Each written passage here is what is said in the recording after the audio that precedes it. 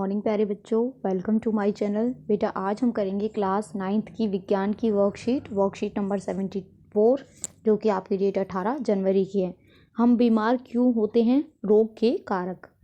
चलिए, जिज्ञासा दीदी, क्या कारण है कि लोग रोगों से ग्रसित होते हैं, कि हम बीमार क्यों पड़ते हैं।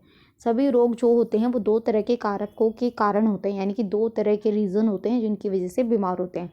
तात्कालिक कारक, तात्कालिक मतलब तभी की तभी, यह शरीर में रोग होने का प्रमुख कारण होता है। जैसे रोग कारक सूक्ष्म जीव शरीर में घुसकर रोग का कारण बनते हैं। जैसे एक विषाणु शरीर में घुसने पर विषाणु ज्वर कर देता है, या टीबी का जीवाणु।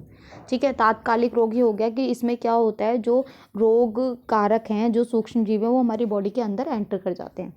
सहायक कारक, सहायक कारक का मतलब भी आप समझ गए होंगे, यह वह एक अन्य कारक हैं जो रोग प्रतिरोधक क्षमता को कम करते हैं और रोग के प्रति होने की संभावना को बढ़ाते हैं।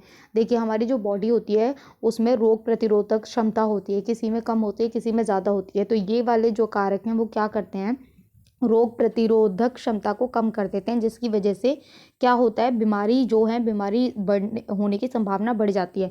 एग्जाम्पल के लिए, कुपोषण के एक छोटे बच्चे में डायरिया का एक सहायक कारक हो सकता है। साथ ही बच्चे के परिवार की तंग आर्थिक स्थिति भी कुपोषण का कारण हो सकते हैं। देखिए, कुपोषण का मतलब वही होता है जिसको प्रॉपर डाइट नहीं मिलती है, जिसको सारे पोषक तत्व नहीं मिल पाते हैं। तो इसके लिए बहुत सारी चीज़ें हो सकती हैं, है ना। डायरिया भी हो सकता है उसकी वजह से, ये भी हो सकता है कि परिवार में आर्थिक तंगी है जिसकी वजह से उसे प्रॉपर खाना नहीं मिल पा रहा है। इसलिए आर्थिक स्थिति भी एक सहायक कारक है। सहायक का मतलब कि वो सहायता करती है। इसी प्रकार व्यक्तित्व व सामुदायिक अस्वच्छता, उचित जन सुविधाओं के अभाव में साफ पेयजल की उपलब्धता ना होना भी सहायक कारक हो सकता है, यानी कि साफ पानी नहीं मिल रहा है।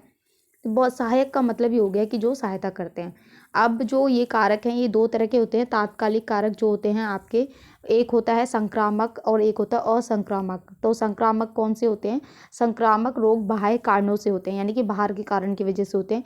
यह बाह्य कारण संक्रामक कारक कहलाते हैं, जिसमें प्रमुख एक कोश के जीव होते हैं, यानी कि एक कोश के जीव जो होते हैं वो हमारे बाह्य जो संक्रामक रोग होते हैं उनका कारण होते हैं। फॉर एग्जाम्पल, विषाणु, जीवाणु, कवक और प्रोटोजोआ। ठीक है, ये एक कोश के मतलब इनके अंदर एक कोशिका होती है।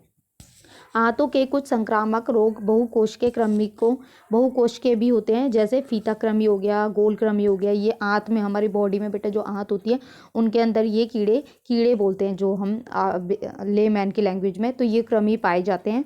ये आपके बहुकोश के होते हैं। फील पाम एलिफेंटिफाइटिस बोलते हैं जिसको, यह भी एक तरह की कृमि के कारण होने वाला रोग है। अब है असंक्रामक। ये कौन से रोग होते हैं, ये आंतरिक कारणों से होते हैं। ठीक है, ये बाह्य कारणों से होते हैं, ये आंतरिक कारणों से होते हैं। जैसे उच्च रक्तचाप, यानी कि हाई ब्लड प्रेशर, अत्यधिक मोटापा, व्यायाम की कमी के कारण होता है। थायराइड जो है, थायराइड ग्रंथि के सही ना होने से कौन सा रोग होता है, थायराइड रोग होता है। कुछ प्रकार के कैंसर अनुवांशिक असामान्यताओं के कारण भी होते हैं। अनुवांशिक मतलब पेरेंट्स से। इसी प्रकार मधुमेह भी इंसुलिन की कमी के कारण होता है, और ज़्यादा कार्बोहाइड्रेट खाने के कारण भी आपको क्या हो सकता है, इंसुलिन हो सकता है।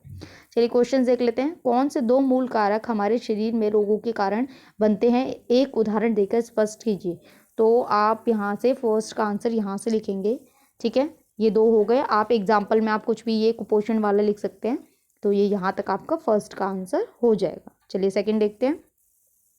सेकंड क्वेश्चन है, हम क्यों कहते हैं कि संक्रामक रोग बाह्य कारणों के कारण होते हैं, उदाहरण दीजिए। तो बेटा सेकंड का आंसर आप यहाँ से पूरा लिख दीजिएगा। ठीक है, तो ये आपका सेकंड का आंसर हो गया। एग्जाम्पल देना है तो आप एग्जाम्पल यहाँ तक लिख दीजिएगा। ये आपका आंसर यहाँ तक हो जाएगा सेकंड का। चलिए थर्ड देखते हैं।